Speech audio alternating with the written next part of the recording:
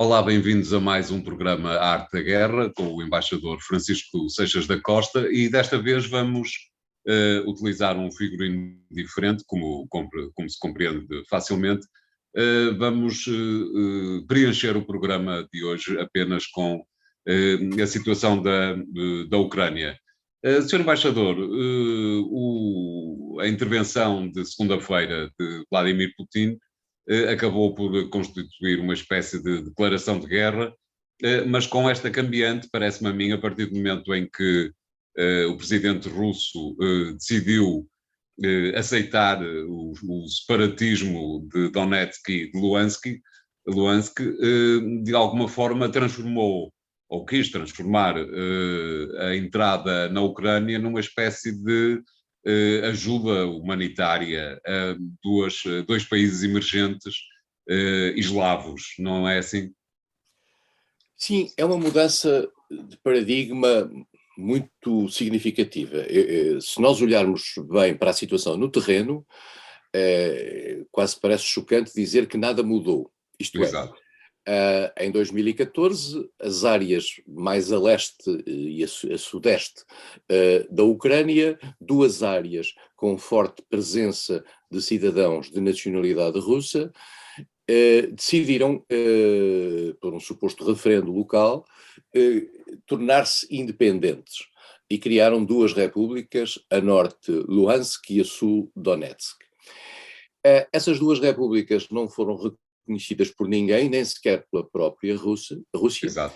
mas obviamente que na reação que houve por parte do governo de Kiev, do governo da Ucrânia, relativamente às duas zonas que têm tendências secessionistas de separação, houve uma reação militar, houve uma guerra civil, e é mais do que evidente para toda a gente, julgo que isso nunca sofreu dúvidas, que os cidadãos, os grupos das milícias criadas nesses dois territórios que são adjacentes, tinham manifestamente um apoio militar disfarçado, digamos, por parte da Rússia. Armamento, se calhar pessoal, não, as coisas há números muito diferentes em relação a isso. Não há tropas regulares, não houve tropas regulares russas nesse terreno, mas há tropas irregulares e material militar sem os quais era completamente impossível a essas zonas e estes cidadãos que se envolveram nessa ação conseguirem fazer uma guerra com o exército ucraniano. Essa guerra, convém que se diga, nós passamos o tempo a falar de Donbass, Donetsk e Lugansk. Donbass é uma zona grande, é uma zona relativamente grande, e Donetsk e Lugansk, tal qual como são hoje, e este ponto é importante, tal qual como são hoje definidos em função da situação no terreno, representam apenas um terço daquilo que é a globalidade de Donbass.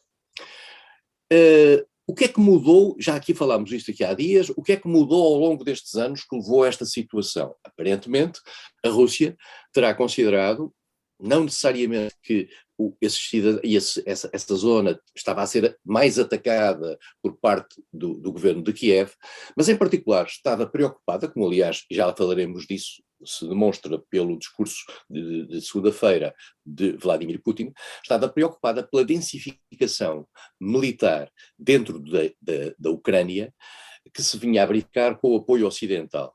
Densificação essa que apontava, no fundo, para a possibilidade da Ucrânia vir a integrar a NATO a prazo.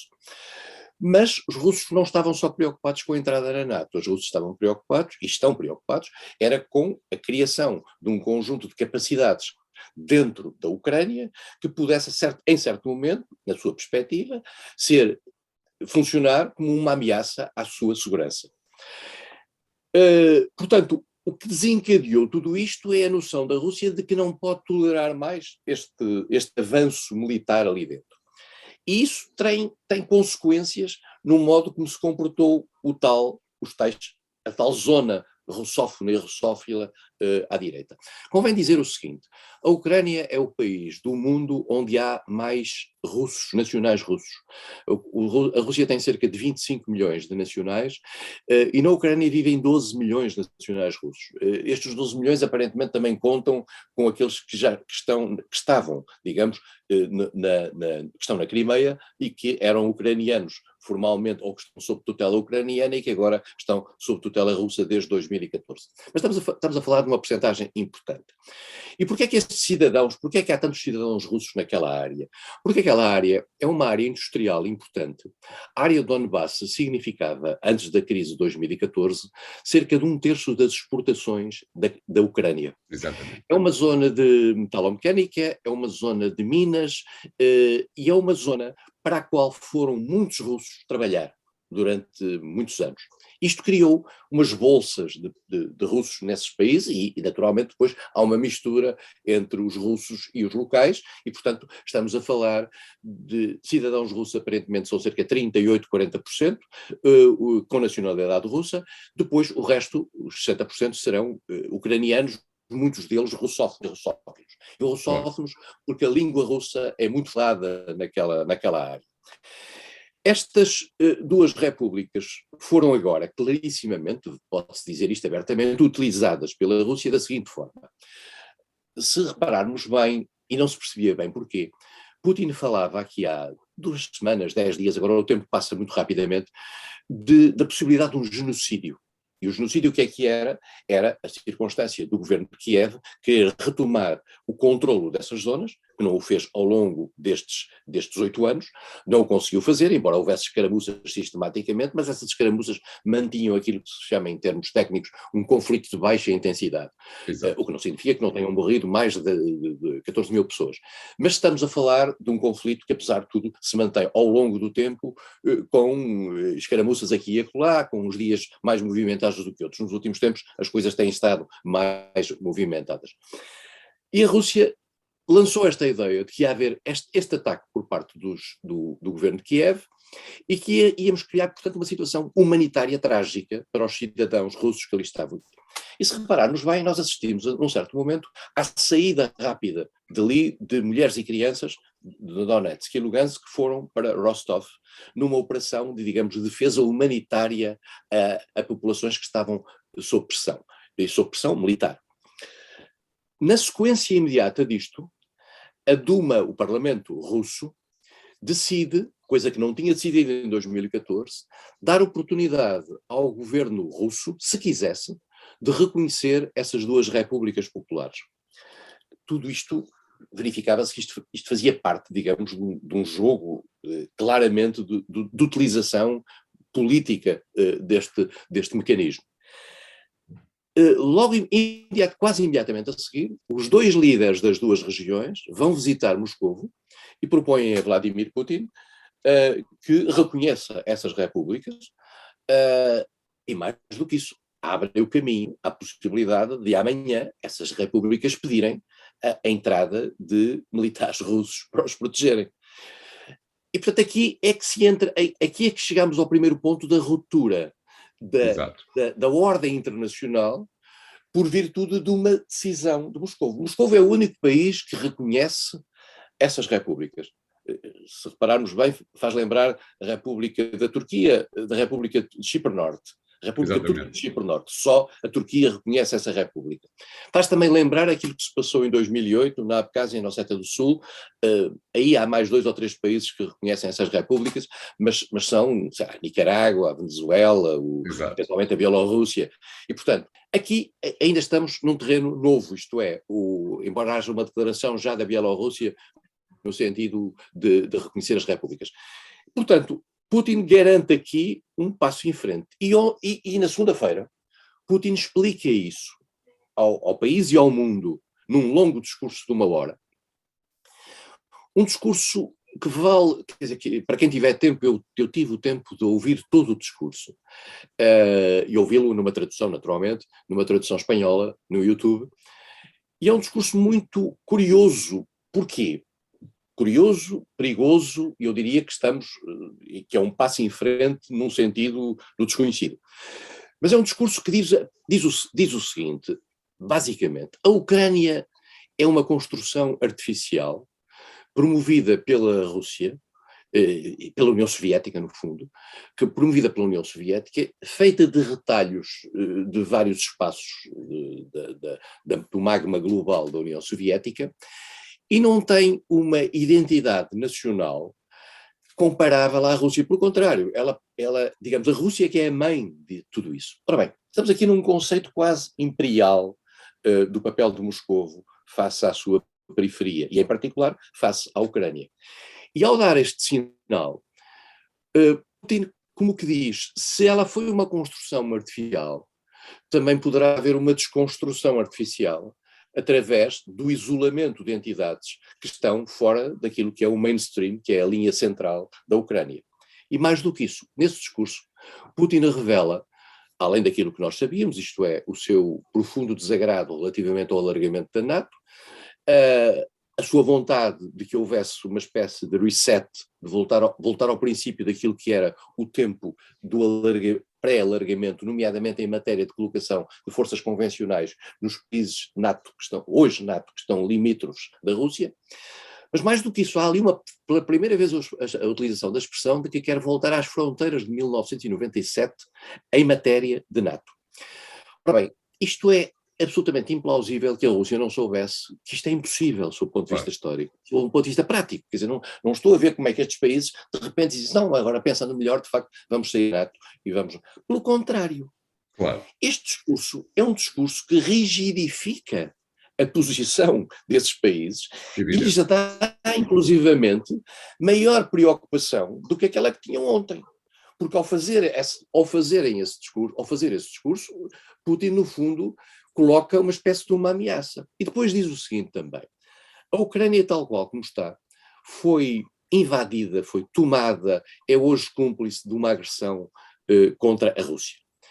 E aí volta àquilo que já tínhamos falado aqui mais de uma vez, a noção do acossamento em que a Rússia vive. A Rússia vive num sentimento de acossamento. Exato. Podemos dizer que tem algumas razões para isso, tendo em conta aquilo que foi a movimentação das fronteiras até à sua própria fronteira. A doutrina divide-se, mas a Rússia não deixa de poder ter alguma razão, no sentido de que, quando do fim da União Soviética e do fim da Guerra Fria, teria havido, digamos, uma mensagem aos russos de que as fronteiras da NATO não iriam até ali.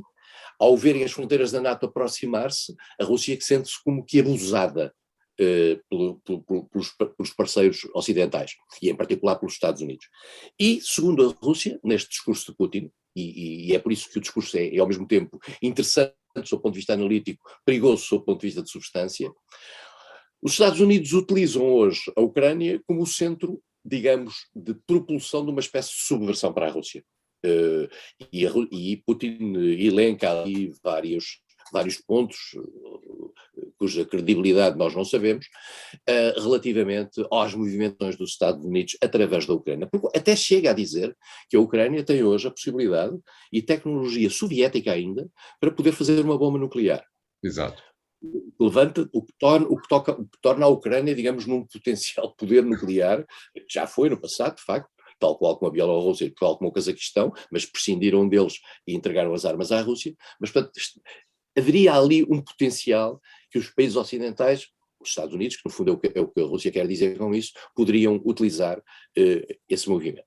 Portanto, há aqui um tempo de impasse, porque o sinal que Putin dá é que não tem nenhum recuo face a essa leitura radical de querer voltar à estaca zero, aquilo que se chama em latim o statu quo ante, as coisas como estavam antes. E não se vê saída nenhuma para isto. E a sensação que dá, e que dá com razão, até porque as horas seguintes vieram a provar isso, a Rússia anuncia, em primeiro lugar, que reconhece essas repúblicas, isto é, que lhes dá um estatuto de Estado, com tudo o que isso implica em termos da sua voz e da sua autoridade no plano internacional, é só a Rússia que faz isto neste momento, e que depois, naturalmente, vai proteger, naquilo que o António estava a dizer, vai proteger numa operação de peacekeeping, numa operação de humanitária, vai enviar tropas para proteger essas populações. Essas populações, estamos a falar de cerca de, na totalidade do Donbass, estamos a falar de cerca de 7 milhões e meio de pessoas. Mas aquilo que está em Lugansk e Donetsk é muito menos. E em particular nessas duas repúblicas há um desequilíbrio, apesar de tudo, a Rússia, os russos são uma percentagem importante, nas outras zonas já não são uma percentagem tão importante no resto do Donbass. Só que a Rússia agora anunciou que o reconhecimento que faz é o reconhecimento de toda a zona do Donbass, que é uma zona que é reivindicada pelos separatistas, mas que eles não controlam. Exato. 2/3 do Donbass estão controlados por Kiev. A Rússia reconhece aos dois Estados o direito de ter aquele espaço todo. O que significa que amanhã, se eventualmente mandar tropas, poderá colocar-se ao lado dos revoltosos dessas duas repúblicas para retomarem toda a zona do Donbass, o que significa manifestamente uma guerra civil, claro, no quadro ucraniano. E, portanto, estamos aqui num terreno muito, muito complicado, em particular em função daquilo que vai ser, e já falaremos também sobre isso, a atitude dos outros parceiros, de quem está de fora deste quadro. Já agora vale a pena fazer uma pequena nota sobre a questão da Bielorrússia. Se nós olharmos para os mapas, nós verificamos que a Rússia tem, além de uma pequenina ligação à Noruega no norte, tem depois como Estados NATO Estónia, Letónia, Lituânia, tem depois a Polónia, e depois tem a Roménia, tem depois uma zona, uma buffer zone, que é dada pela Bielorrússia, depois pela Ucrânia, e portanto, depois cá em baixo tem a Turquia, que é um país NATO, que já o era no tempo da União Soviética, e que já era fronteira com a União Soviética à altura, exatamente, que agora é fronteira com a Rússia. A Rússia pretende o quê? Pretende que aquele espaço que está a sul da Bielorrússia, constituído pela Ucrânia, não se torne, digamos, uma fronteira com ela. E, portanto, não se torne uma fronteira NATO com ela. E, portanto, vai, ao dar ao Donbass um estatuto, criar ali uma espécie de uma almofada entre, por um lado, a Rússia e, por outro lado, o resto da Ucrânia. Claro. É isso que ela pretende, que é criar uma buffer zone, para se proteger daquilo que seria, digamos, um ataque NATO, um ataque por parte da Ucrânia, ou a Ucrânia ser uma espécie de canal para a intervenção, para as intervenções da NATO. É um tempo muito complexo este que estamos a viver, e a intervenção de Putin representa a sobrevivência, a meu ver, a sobrevivência no pensamento estratégico da Rússia, daquilo que era muito o pensamento de um país acossado, ácido, porquanto se considera enganado após o final da Guerra Fria, e considera-se inclusivamente tocado pela ameaça militar iminente.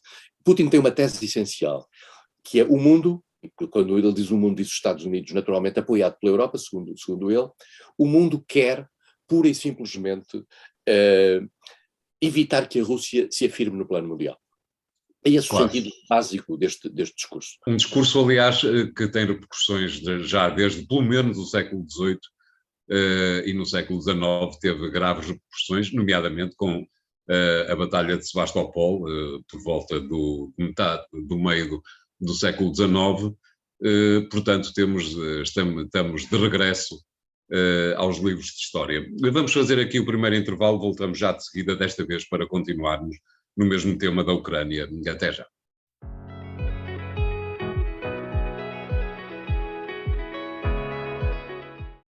Bem-vindos à segunda parte de A Arte da Guerra, para continuarmos na questão da Ucrânia e para falarmos desta vez da forma como o Ocidente respondeu ao discurso de segunda-feira. O discurso de segunda-feira, digo eu, não foi propriamente nenhuma novidade, uma vez que, de alguma forma, Vladimir Putin já habituou o Ocidente às suas espetaculares intromissões fora do terreno da Rússia.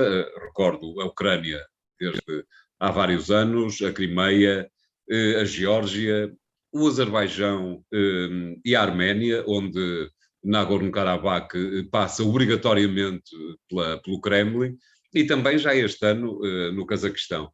Sr. Embaixador, como é que vê a forma como o Ocidente respondeu ao discurso de segunda-feira de Vladimir Putin, mas era capaz também de ser interessante analisar um pouco a forma como a China respondeu a este aviso, digamos, de Vladimir Putin, que, exatamente como se estava à espera, esperou pacífica e pacientemente que os Jogos Olímpicos de Inverno acabassem e fez esse discurso exatamente no dia seguinte. O Ocidente, Putin teve uma consequência, a atitude russa e as atitudes de Putin nos últimos tempos tiveram uma consequência que eu não sei se Putin esperaria, mas a sensação que havia é que Putin queria utilizar um pouco a própria dependência económica e energética, não é económica, que o Ocidente e a Europa têm do gás russo, dependendo em 40% do gás russo, como um fator divisório relativamente a uma reação muito forte na questão da Ucrânia. Ora bem, isto porquê? Porque Putin sabia e sabe, e todos sabemos, que dentro da NATO, eu não diria que havia duas linhas, mas havia a linha mais dura relativamente à Rússia, que tinha em particular a ver com os países que fazem hoje fronteira NATO com a Rússia, e com alguns outros países, nomeadamente os países nórdicos e o Reino Unido. E havia outros países, como a França, como a Alemanha, ou países que não têm fronteiras ou estão do lado de cá, um pouco mais do lado de cá, que até às vezes achavam que as posições maximalistas destes países deveriam ser mais moderadas e estávamos a estragar um pouco a relação com a Rússia por virtude dessa atitude. E Putin pensou, é possível, digamos, utilizar esta questão para partir um pouco a NATO e até, eventualmente, partir aquilo que tem a ver com a relação da NATO, dos países europeus com os Estados Unidos, no quadro NATO. Enganou-se, se assim pensou, enganou-se redondamente, porque o que aconteceu foi um alinhamento dos países NATO, não só com os Estados Unidos, sob a tutela dos Estados Unidos, vamos ser claros, os Estados Unidos, como se costuma dizer em futebol, definiram a tática.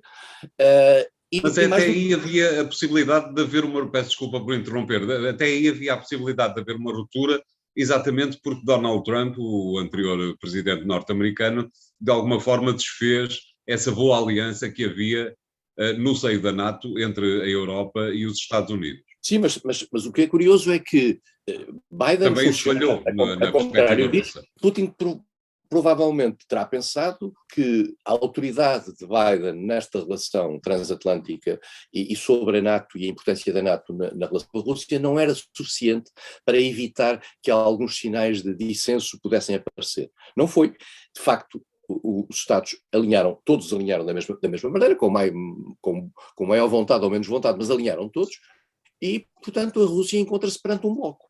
Mas claramente perante um bloco, não há nenhuma voz dissonante. E mais do que isso, mesmo no caso da Alemanha, a Alemanha que tem uma dependência energética forte da Rússia e que a ia agravar, digamos, com a colocação em funcionamento do gasoduto Nord Stream 2, que já prometeu que não utilizará, não é? Não certificar, o que significa uma perda extraordinária. Estamos a falar de um gasoduto que vem diretamente da Rússia para a Alemanha pelo Mar Báltico, é uma coisa extraordinária em termos de custos financeiros dessa operação. E, portanto, a Rússia pensou que podia utilizar um pouco esse espaço de manobra. Pensou que eventualmente podia utilizar um pouco o pensamento diferente, estratégico que a França tem.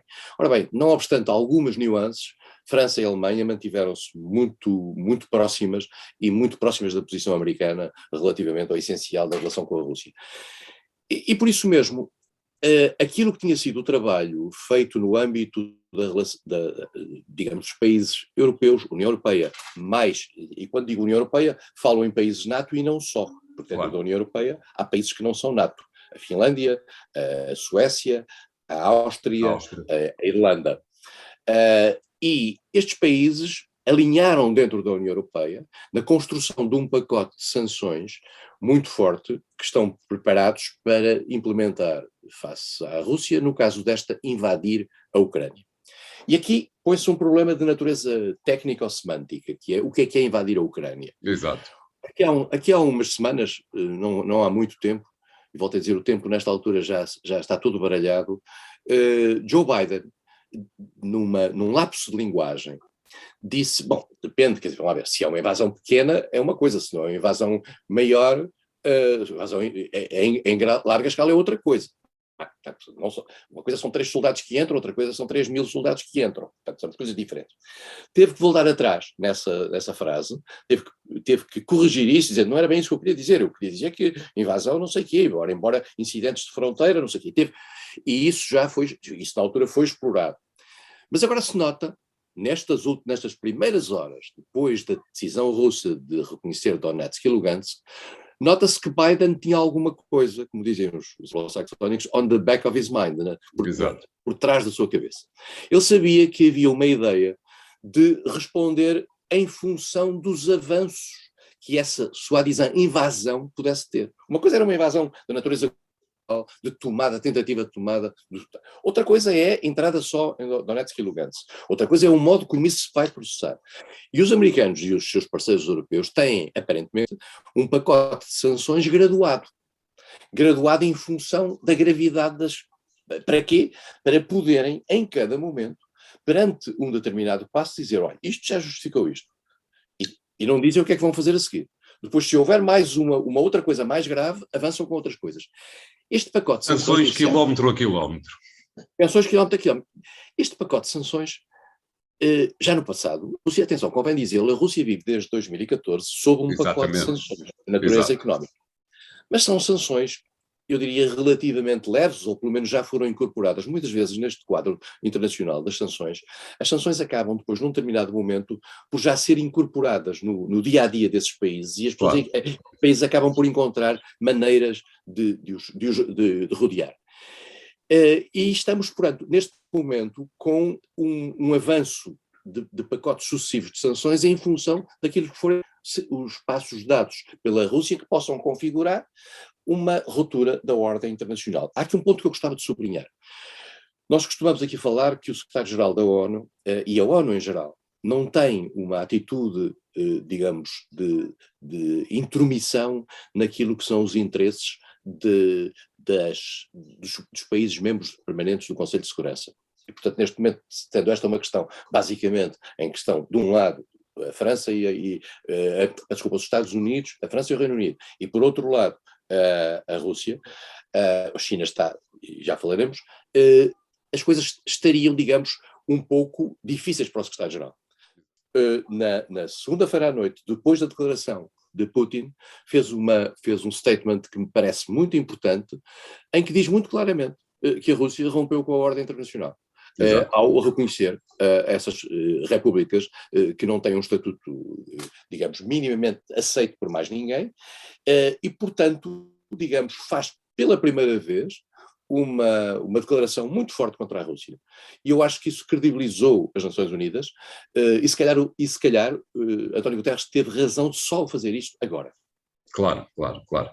Entretanto, na China, Sr. Embaixador. A China é um país que tem, em relação a esta matéria, uma posição, eu diria, de algum cuidado e ambíguo. A China nunca reconheceu, isto que é o primeiro ponto, nunca reconheceu a anexação da Crimeia por parte da Rússia, em 2014. A China já em 2008, a quando da crise na Ucrânia, da Geórgia, peço desculpa, tinha mandado sinais contraditórios relativamente à decisão russa de reconhecer as repúblicas da Abkházia e da Ossétia do Sul. A China, no Conselho de Segurança, na segunda-feira à noite, na segunda para terça à noite, teve uma posição que não é de grande, digamos, apoio à Rússia. Só que a China fez um gesto em relação à Rússia, que não é esquecido, que foi, no início dos Jogos Olímpicos, uma declaração conjunta que já aqui analisámos, em que dava um certo respaldo à Rússia. Uma linguagem cuidadosa. A China tem aqui um problema muito importante. A China sabe que é o alvo principal da adversariedade, eu diria, americana. Claro. Portanto, nós neste momento estamos com a questão da Rússia, mas a China é o alvo. Há 2 meses nós não falávamos aqui da Rússia, praticamente, falávamos era da China.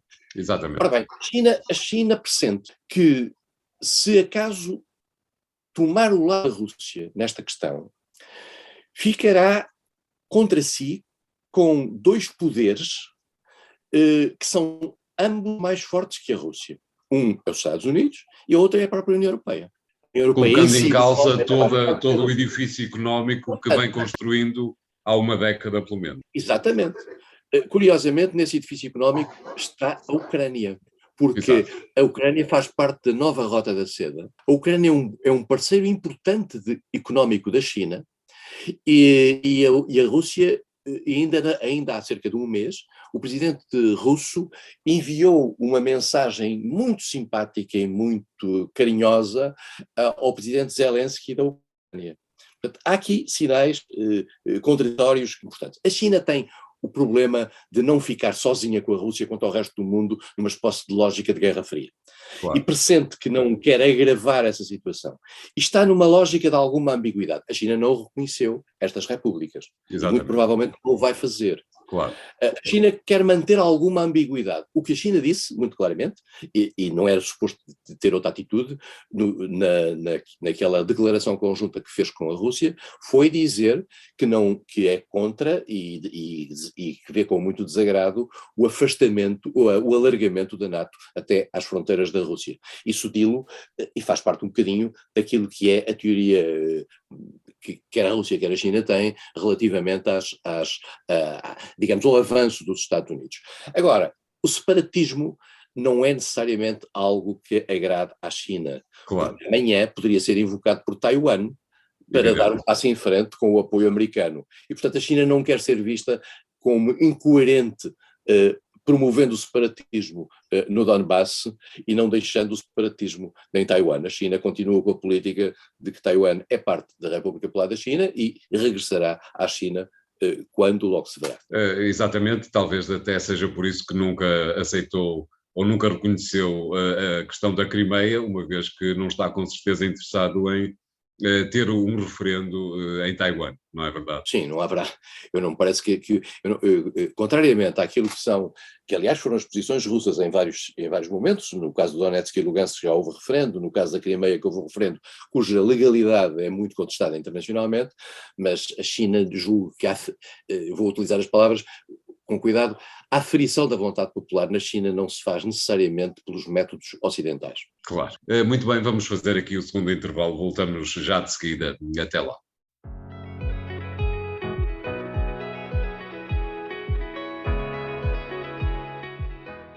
Bem-vindos à terceira e última parte de A Arte da Guerra desta semana, para desta vez analisarmos como vai ser o mapa,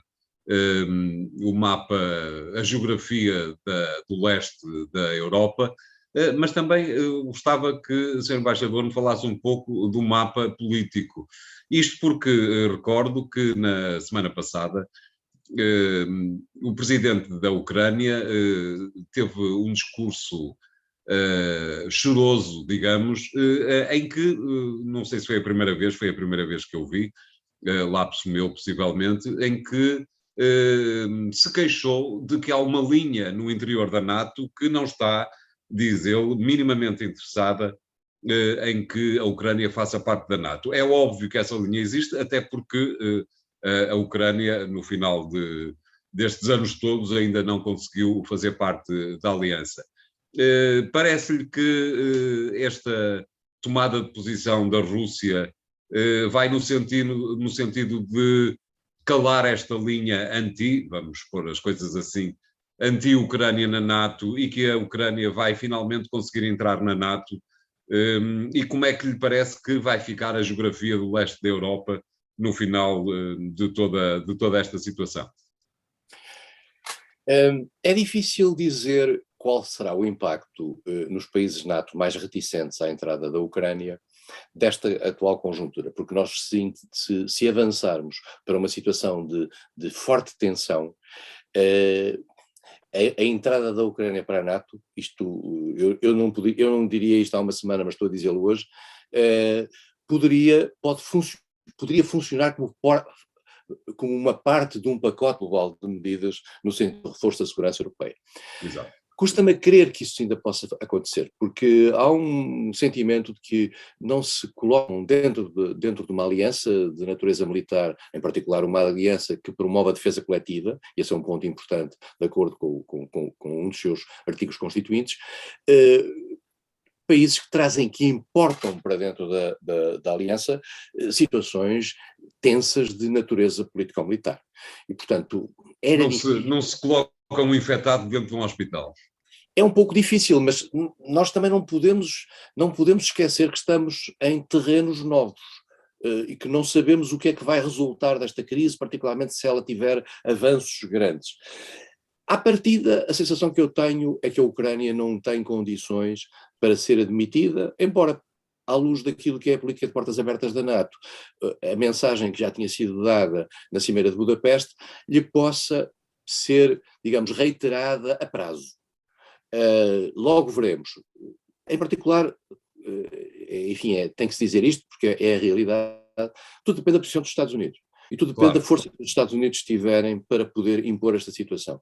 O que eu quero dizer é que o que se está a passar por parte da Rússia e da atitude de Vladimir Putin nos últimos dias não está a ajudar nada àquilo que seria, digamos, um certo espaçamento para a entrada da Turquia, da Ucrânia dentro da União da NATO. Já agora vale a pena notar, escapou uma palavra para a Turquia, que a Turquia foi contra esta decisão russa de reconhecer as duas repúblicas. E, portanto, isto tem a ver com outras questões e tem a ver com questões que se prendem com o Cáucaso e, portanto, a Turquia não faz isto meramente por acaso. Mas, portanto, estamos aqui num tempo, o António disse, da redefinição de tudo isto. Será que amanhã, por exemplo, países como a Finlândia ou a Dinamarca, como já tínhamos aqui falado, não estarão disponíveis para entrar para a NATO? Tendo em conta a pressão e a leitura que fazem da pressão decorrente do discurso de Vladimir Putin? Será que um país, já não ponho o caso da Áustria ou da Irlanda, que tem quase um neutralismo atávico, poderá haver alguma evolução na sua leitura estratégica dos seus interesses? Uma coisa é certa, Putin conseguiu juntar países que tinham posições relativamente diferentes e que hoje se sentem, em particular, volto a dizê-lo, depois do seu discurso, sentem-se, eu não sei se ameaçados, se chocados até pelo tom, porque o tom daquele discurso significa uma leitura do mundo e do papel da Rússia no mundo e até onde é que a Rússia está disposta a ir, que de certa maneira assusta os países ocidentais. E há reações nesse aspecto. Eu sei que para os russófilos portugueses o discurso de Putin conforta aquilo que é a leitura histórica do papel da Rússia, da grande Rússia naquela área. Mas o mundo não é assim. O mundo não é necessariamente aquilo que a Rússia pensa de si própria. O mundo é aquilo que a Rússia consegue, com os outros em termos de convivência, estabelecer. Hoje é muito claro, a Rússia está insatisfeita com os equilíbrios decorrentes, não apenas do final da Guerra Fria, como desde a Guerra Fria até agora, não se pressente exatamente até que onde ela está disposta a ir para os reverter. E aí é que se coloca a dúvida sobre se opções de natureza militar que podem envolver uma ação maior junto da Ucrânia podem ter esse sentido. Eu há pouco ia dizer que a Bielorrússia para isto já está no pacote. Eu diria a Bielorrússia que teve durante algum tempo, desde que fez uma união quase política, económica e militar apontada no papel com a Rússia, desde o tempo de Yeltsin, tinha vindo a dar alguns sinais de alguma independência na leitura das coisas, por exemplo, em relação ao reconhecimento da anexação da Crimeia. Exato. E depois disso, a Bielorrússia, particularmente com a fragilidade de Lukashenko, que nós aqui analisámos durante as grandes manifestações, agora percebemos melhor porque é que a Rússia nunca, digamos, tornou mais moderada a posição bielorrussa. É porque a Rússia precisava desta Bielorrússia no bolso para agora a utilizar como uma almofada também mais neste aspecto, mais do que isso, como um centro de projeção de forças para garantir a sua defesa contra aquilo que ela considera ser a ameaça dada por países NATO. Faço-lhe uma última pergunta. Parece-lhe que daqui por uns tempos, meio ano para o ano, vamos ter que mandar imprimir mapas da Europa novos com 2 novos países entre a Ucrânia e a Rússia? Bem, nós já fizemos os mapas da Ossétia do Sul e da Abcásia. E há um outro país que nós não falamos, país entre aspas, que nós não falamos, e que só o Sporting de Braga conheceu há dias, que é a Transnistria.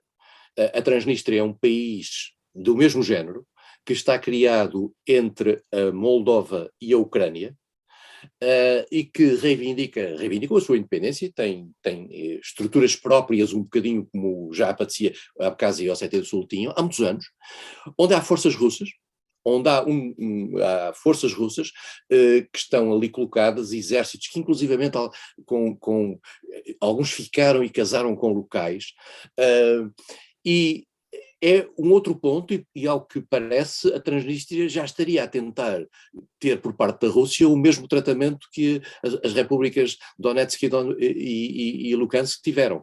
Isto é, garantirem que a Rússia as protegia. Para a Rússia é mais complicado, porque se trata do outro lado da Ucrânia, junto à fronteira da Moldova.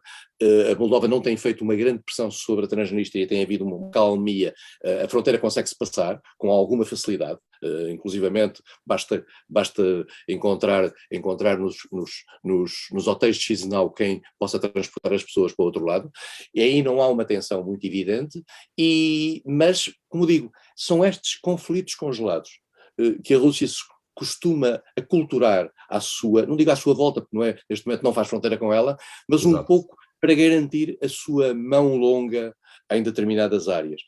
Eu tenho uma tese há muitos anos de que a Rússia gosta de ter a sua proximidade em alguma instabilidade que possa, não só que possa controlar, ou que possa influenciar de forma decisiva. Exatamente. Muito bem, obrigado. Ficamos hoje por aqui num programa que foi monotemático, como me parece que se impunha. Para a semana, se tudo correr mais ou menos bem, esperemos que bem, voltaremos ao formato com os 3 temas de sempre. Até lá, obrigado.